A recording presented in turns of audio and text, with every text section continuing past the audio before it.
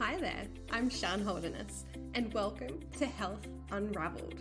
I'm a nutritionist, counselor, and eating psychology coach, and in my almost decade of experience in the health industry, have seen far too many women and men become consumed with weight loss, only to end up yo-yo dieting with disordered eating patterns and in binge and restrict cycles. This just breaks my heart, so I'm here to unravel everything you thought you knew about health and yourself, to help you start putting the pieces of the puzzle together and begin the process of aligning your mind, body, and soul, creating a happier, healthier you. So let's dive straight in. Hello, beautiful human. Welcome to episode 10, which is where I will talk about why the easiest habits are the most important.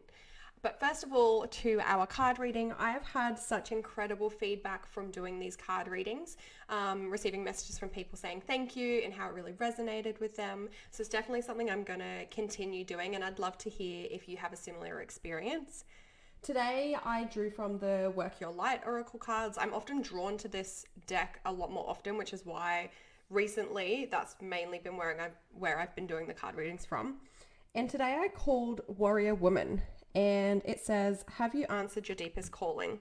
You're here for a reason. You're being called to bravely pave a path. Have you answered your highest and deepest calling? Living a heart and soul-led life is not all fluffy and smooth sailing.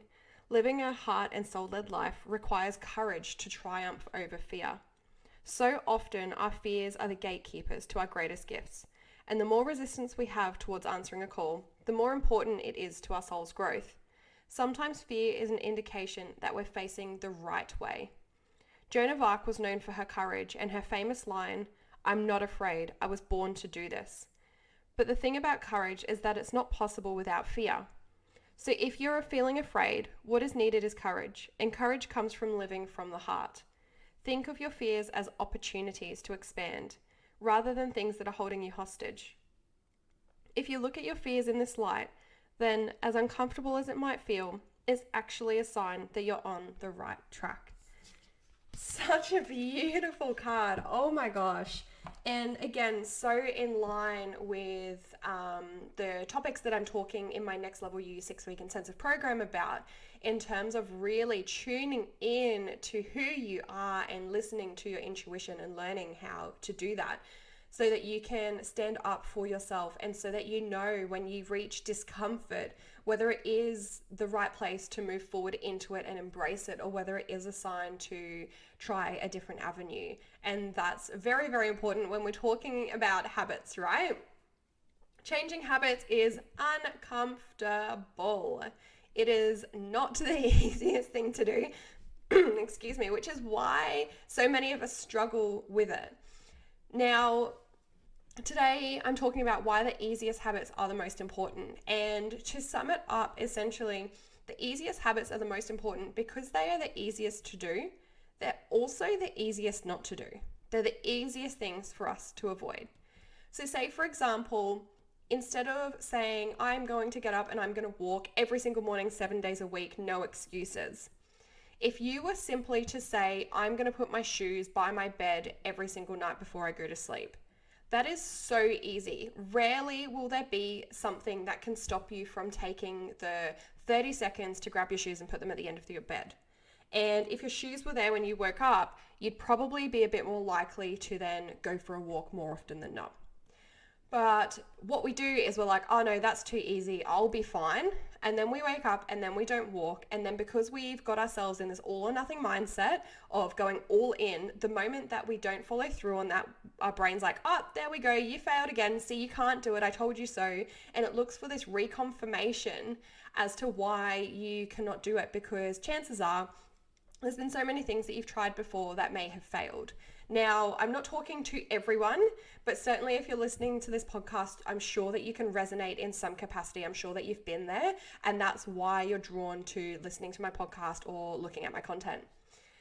So when we're talking about the easiest habits, what I'm talking about is actually breaking down the big habit that you're trying to change and making it so easy that it is so easy to do But then we have to remind ourselves that because it's easy to do, it's so beyond easy not to do as well.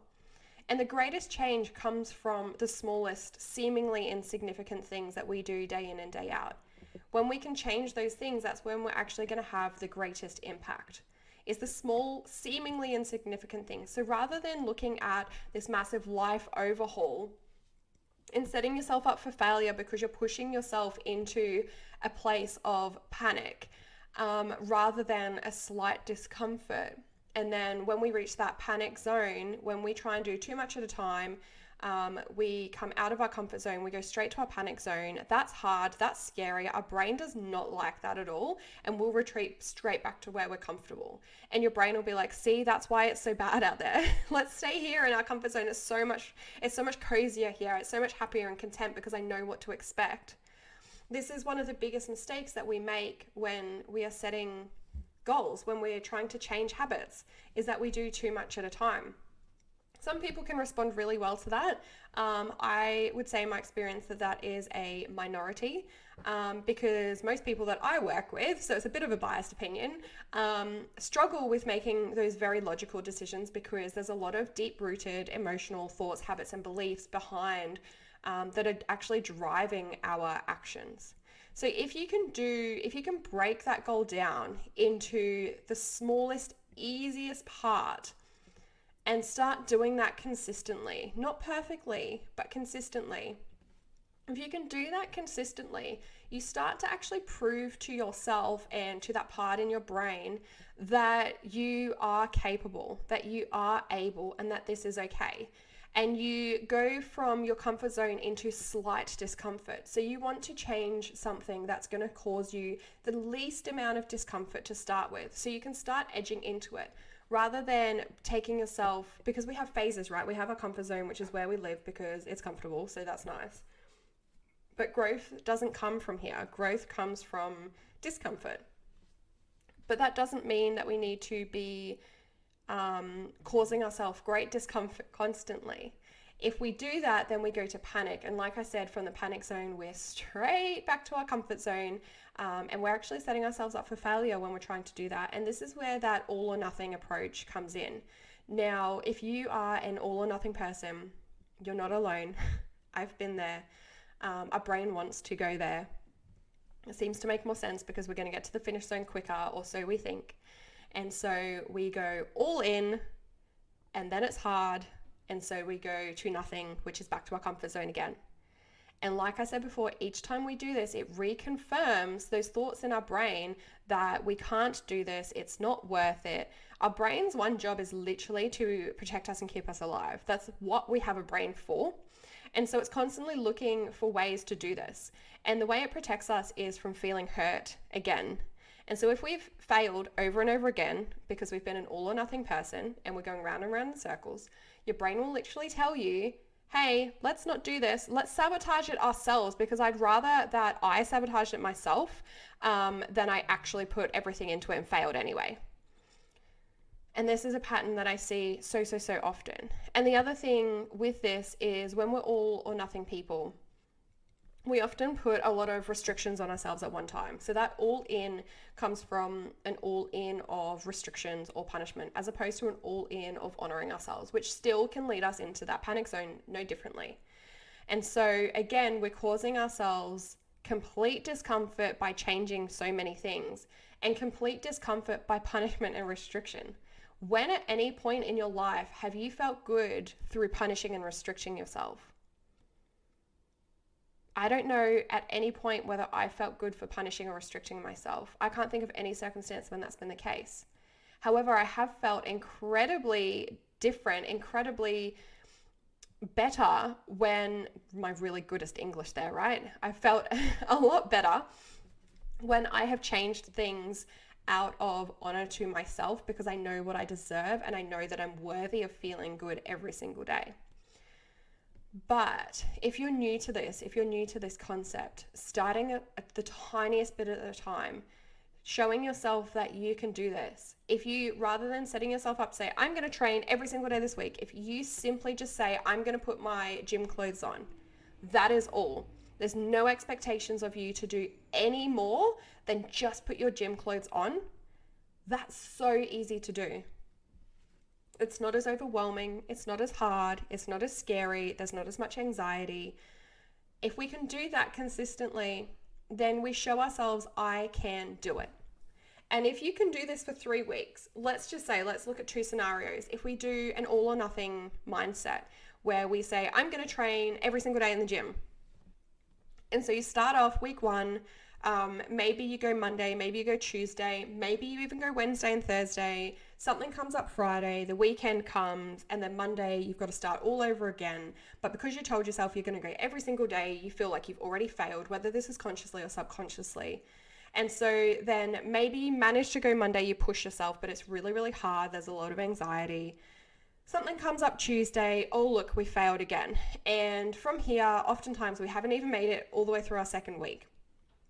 Certainly not with the intensity that we perhaps imagined. And then if we look at another scenario where in week 1, all we do is put on our gym gear. And in week 2, we put on our gym gear and we drive to the gym. And in week 3, we put on our gym gear, we drive to the gym and we walk into the gym. That's all, nothing more. By week 4, we can actually begin working out. And yet that whole time is positive experiences because you've said, I've done this, I can do this. And it might seem pointless. It might seem like a waste of time. Why would I drive to the gym if I'm not even going to go in? But the thing is that we're working on those messaging systems in your brain to show yourself and confirm to yourself that you are capable and you are able and you can do this. And wouldn't you rather spend 4 weeks of building those signals than 4 weeks of the complete opposite? 4 weeks of reconfirming the story that you're a failure and you're never going to achieve it and you're never going to get there and you're not worthy and you don't deserve this, and see, here's another reason, here's another thing that we failed at, right?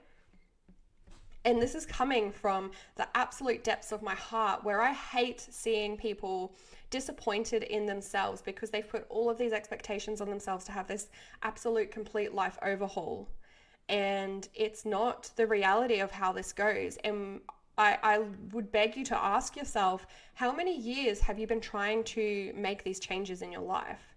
How many years have you been trying to make a difference? How many years have you set the same New Year's resolutions for?